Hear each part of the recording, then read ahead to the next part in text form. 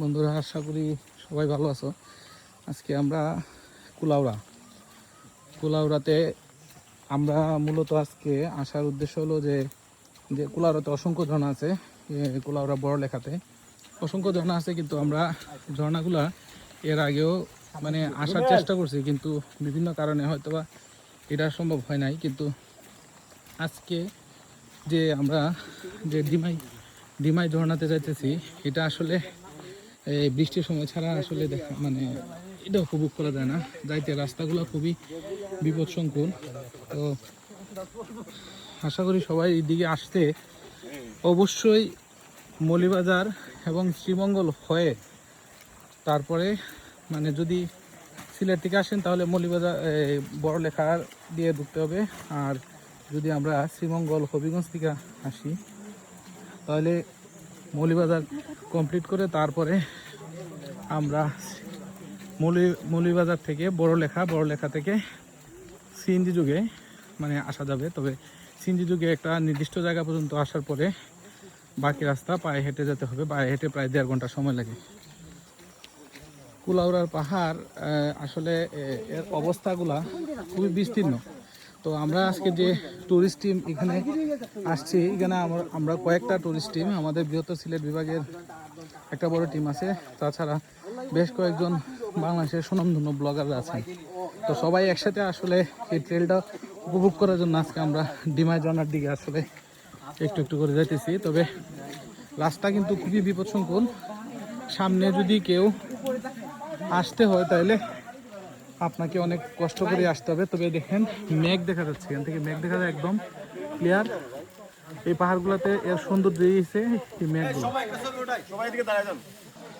তো ডিমাই পাহাড়ের যে ঝর্ণা, ওই ঝর্ণার যে জিরিপথ, ওই পথ ধরে আসলে পুরো টিম, আমাদের যে হবিগঞ্জ, ঢাকা, সিলেট সব জায়গা থেকে যে টিম আসছে, আসলে আমরা একে একে সবাই ওই পাহাড়ের নিচ দিকে আসলে নামার চেষ্টা করতেছি।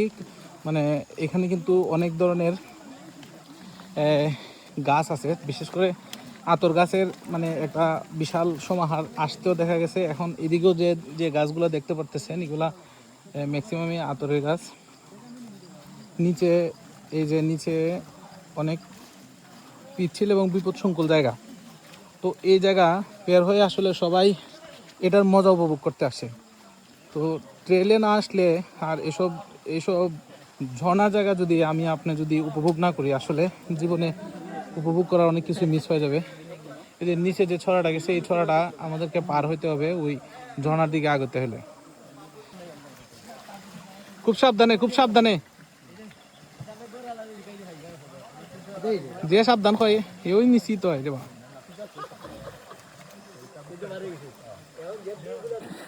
ডিমাই পাহাড়ে ঝর্ণা দেখতে আমরা আছি আমাদের টিম নিয়ে। এখন বড়লেখা থেকে আমরা আসলে ডিমাই পাহাড়ের ঝর্ণার দিকে আসলে আস্তে আস্তে যাচ্ছি। রাস্তা খুবই বেশি পিচ্ছিল এবং খুব বেশি কর্দমাক্ত এবং বিপদ একদম পদে পদে। একটু আগেও 2 জন পিচ্ছিল খেয়ে আসলে আমাদের সামনে পড়ে গেছে। এই দেখেন, এইসব পাহাড়ি ছড়ায়, এইসব ছড়াবে কিন্তু পানিগুলো ঝর্ণা থেকে চলে আসে।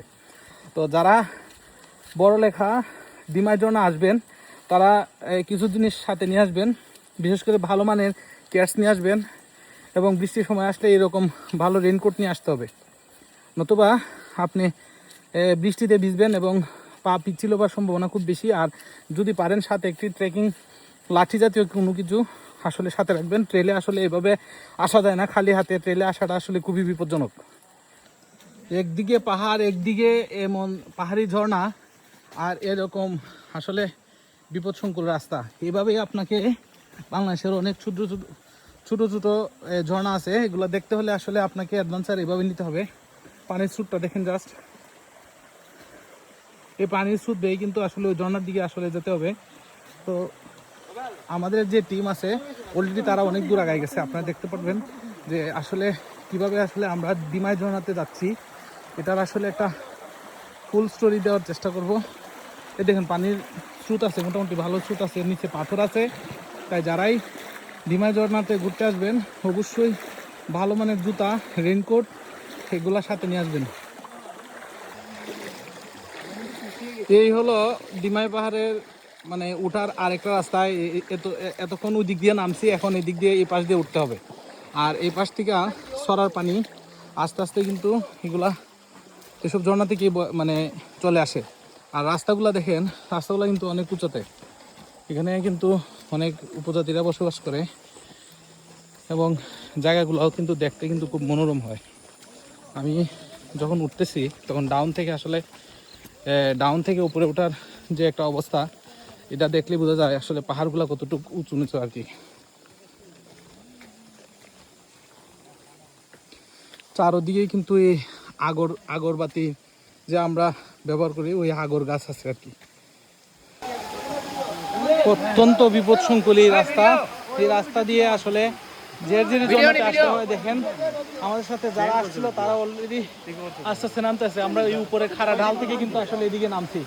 তো নামতে প্রচণ্ড পরিমাণের কষ্ট হচ্ছে, যার কারণে আমরা আসলে আমাদের সাথে যারা ছিল তারা খুব সাবধানে এই জায়গাতে নামছে। আমি যদিও এই জায়গা সম্পর্কে আমার পূর্ব অভিজ্ঞতা নাই, আমি বুড়ালেখাতে আগে আসি নাই, কিন্তু এখন দেখি এই জায়গা সাদা পাথরের থেকে কোনো অংশে কম না। এই দেখেন ঝর্ণার পানি এদিকে যাচ্ছে। আমি যে ঝর্ণাটার কথা একটু আগে বলছিলাম যে সরার পানি হয়তো বা এদিক থেকে আসে, আসলে এই দেশি রাস্তা।